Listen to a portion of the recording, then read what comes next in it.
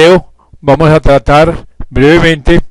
de continuar con nuestro análisis sobre la historia y la evolución de la filosofía en América Latina. En la primera parte ya vimos cómo hubo un trasplante de ismos en una forma completamente acrítica y muy discutible en los primeros siglos o en los primeros periodos de la conquista y el desarrollo de América Latina.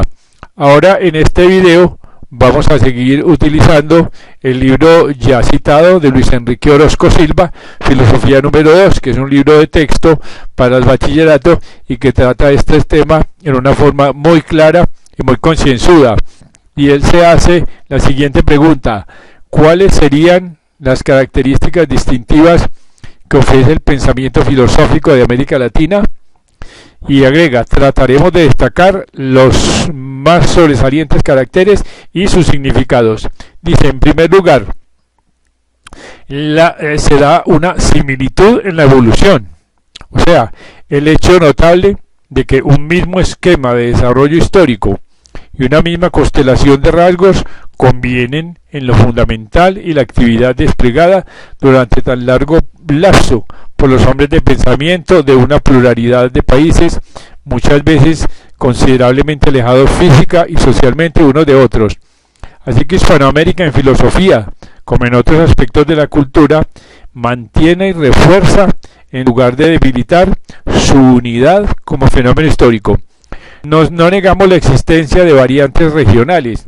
y de diferencias en los ingredientes culturales y en el predominio de ciertos modos de actuar, producto generalmente de influencias complementarias diversas. Pero no hay que hacer fuerza en nada a la narración y a la interpretación históricas para decir que en Perú, en México, en Argentina o en Chile se dan y se siguen dando los mismos periodos de desenvolvimiento filosófico, que operan las mismas influencias con efectos análogos y se producen muy semejantes frutos intelectuales. Este hecho tiene particular importancia para la interpretación del sentido de la filosofía hispanoamericana, ya que revela la existencia de factores básicos que actúan de modo constante y con fuerte efecto en la orientación del proceso sociocultural de nuestros países. Y en segundo lugar, resalta lo siguiente: otro carácter descriptivo interesante es el siguiente: nuestra filosofía ha estado vinculada siempre a determinadas áreas de actividad cultural que pueden ser suficientemente precisadas sin perjuicio de que pueda aceptarse la convergencia de varios intereses en un momento dado o en tales o cuales direcciones o autores. Es claro, en primer término, el peso de la teología en el periodo de predominio escolástico, especialmente en los siglos XVI y XVII, pero ya en el siglo XVIII, o sea, en el periodo que hemos llamado de la Ilustración,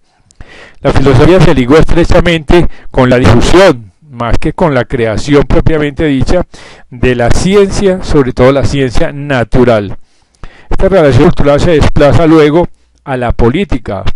ya en la época cercana a la emancipación, y será la predominante prácticamente a lo largo del siglo XIX, inclusive en el periodo de hegemonía del positivismo, que salvo contadas excepciones, no fue acompañado de un vigoroso esfuerzo de desarrollo científico. Así que la vinculación con la literatura, que se percibe a comienzos de la colonia en ciertos círculos platonizantes, se deja sentir también en esta etapa y a comienzos del siglo XX, en coincidencia con la creación espiritualista. El arielismo es una orientación muy representativa de esta cuestión. El panorama pues de nuestra época puede ser definido en los siguientes términos: más que todo una vinculación acentuada con las ciencias sociales, creciente acercamiento de las ciencias naturales y matemáticas, principalmente a través de la atención dedicada a la lógica y a la epistemología, y una independencia, si se quiere, entre comillas, profesional del filosofar. Esto no quiere decir que quienes hoy en día se dedican a la filosofía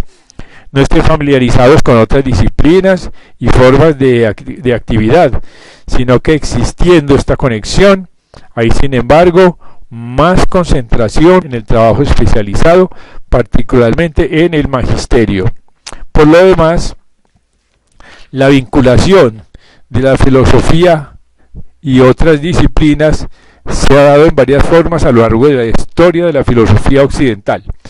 El contraste más marcado que a este respecto cabe señalar con el pensamiento hispanoamericano es la ausencia de un nexo estrecho con la creación científica, que como se sabe ha sido muy importante en la evolución del pensamiento europeo y norteamericano. En tercer lugar, llama la atención que vinculado estrechamente con el rasgo anterior está el tercero que queremos destacar, o sea, la especialización y la tecnificación crecientes. Al más superficial examen de la evolución de nuestro pensamiento, no escapa el hecho de que la producción de nuestros pensadores, sea cual fuere su valor en tendencia, es hoy día resultado de un oficio adquirido, que implica métodos y técnicas particulares. El contraste con el siglo XIX y con la etapa inicial del siglo XX es patente. Se tiende hoy menos a las grandes construcciones especulativas que a buscar más en campos problemáticos reducidos, y se aspira a elaborar cuestiones tratadas con procedimientos cuyo alcance objetivo puede ser establecido sobre bases aceptables. Con respecto a la presencia de este rasgo en el filosofal contemporáneo y su ausencia anterior,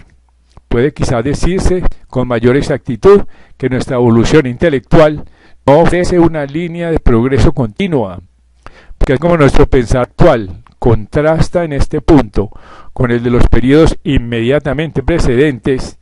también el colonial, sometido a la severa disciplina lógica de la escolástica, resulta más técnico y más especializado que buena parte de sus sucesores, aunque predominan en él los impulsos especulativos que animaban la metafísica y la teología solamente cristianas. No obstante, la evolución en su conjunto parece indicar una clara acentuación de los caracteres señalados en los últimos años. Y como cuarto rasgo importante son las influencias ejercidas por otras filosofías nacionales sobre el pensamiento, y se pueden determinar claramente a lo largo de la historia, aquí considerada 4 influencias principales, además de otras menores. La primera sería, en primer lugar, por razones históricas obvias, hay que mencionar a España. La acción hispánica sobre nuestra filosofía es especialmente fuerte durante el período colonial. Cancelado el dominio español, esta acción decrece, pero está lejos de desaparecer, entre otras razones, por la muy poderosa de la comunidad de la lengua. Así, en el siglo XIX encontramos la influencia del krausismo, alimentado desde la península por el intensísimo movimiento que allí se desarrolló, además del tradicionalismo de Donoso Cortés y el pensamiento católico ecléctico de Jaime Balmes. Finalmente, nuestro siglo, en el siglo XX, sobrepujando a otros pensadores españoles tan notables como Unamuno, que también deja sentir su influjo, ha sido muy profundo el impacto de Ortega y del movimiento que animó desde la Revista de Occidente, reforzado más tarde por la obra de pensadores exilados en Hispanoamérica. Se puede notar, sin embargo, que tanto en el caso de Ortega como en el de los pensadores anteriores, el influjo español opera característicamente por la transmisión de las filosofías de otras naciones a España, y allá que España es vehículo más que fuente de las filosofías que pone en circulación en nuestro continente. Un caso especial a este respecto es el de la escolástica ya mencionada, que fue también esencialmente un pensamiento no español, si bien en su fase postrera recibió de España aportes sustantivos que dentro del proceso general de difusión de la filosofía católica vinieron a la América hispano-india y aún cobraron en ella cierto auge. Así ocurre con el suarismo hispanoamericano, cuya evolución particular está todavía por estudiar. Otra influencia sobre la filosofía latinoamericana fue la influencia inglesa, en general anglosajona, que se hace percibir sobre todo a partir de la época de Ilustración, con la física de Newton, la filosofía de Locke, Adam Smith y Bentham especialmente, y se expande en las primeras décadas del siglo XIX por la cuestión del empirismo y del utilitarismo, y la gran acogida que tiene la filosofía escocesa, del common sense, de Ray, Douglas, Stewart y Campbell. Así que con el positivismo vuelve la importancia a través de la psicología de Bain, la lógica y la ética de Stuart Mill, y sobre todo de la doctrina evolucionista de Darwin y Spencer. Después de un receso de varias décadas, hoy reaparecen gracias a la atención cada vez más fuerte concedida a la lógica, a la epistemología y a las filosofías analíticas. Y añade el citado artículo. Dice, con este paso se hacen más estrechos los contactos con el pensamiento norteamericano, que antes, aparte de la lectura de William James, solo influyó indirectamente por el intermedio de las tesis liberales y de la doctrina del federalismo de Jefferson, Benjamin Franklin y Thomas Paine, en la época de la emancipación, y más tarde en la prédica idealista de Emerson y las doctrinas pedagógicas de Don Dewey. Tercero, la influencia francesa. También arranca de la Ilustración en forma definida, con Descartes primero y luego más fuertemente con el sensualismo de Condillac, sus epígonos de la ideología y la filosofía política de Rousseau y otros pensadores del período de la enciclopedia. La siguiente ola de influjo francés es la del eclecticismo y el espiritualismo de la época de la Restauración, con Poussin, Jouffroy, Roger Collard, entre otros. Luego viene el impacto del positivismo a través de Comte y sus seguidores y discípulos más o menos fieles, como Little, Leroux y otros pensadores por inclinación positivista o natalista. La cuarta influencia nacional que llegó a Latinoamérica fue la influencia nacional de Alemania y la afín austríaca. Su introducción es débil en el siglo XVIII con Leibniz, más adelante con Herder y los prerrománticos, pero tiene una más profunda repercusión, mecela la obra de Karl Kraus y sus discípulos, figuras sin embargo de segunda línea en Alemania, a través de las cuales el idealismo germánico se difunde entre nosotros. Karl, quien no consigue generar un movimiento importante, influye tardíamente por mediación del positivismo y de vagas repercusiones del pensamiento neocantiano.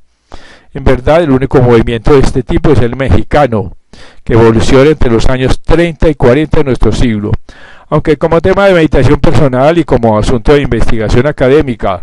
y de cursos universitarios crece en importancia a medida que nos acercamos a la época actual. El naturalismo materialista de Boucher y Haeckel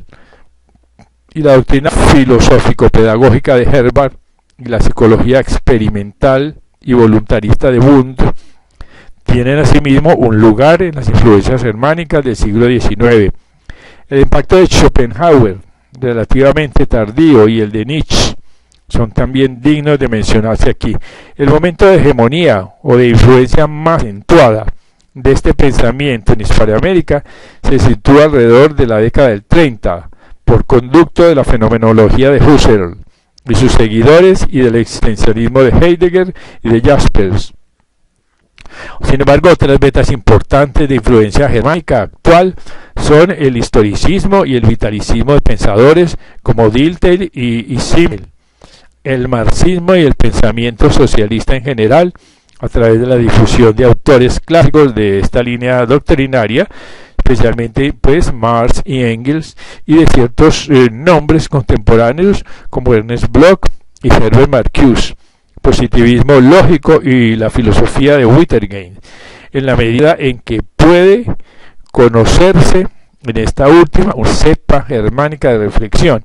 Y en fin, queda por último el psicoanálisis, tal como lo han desenvuelto pensadores como Jung y Freud con fuerte interés filosófico.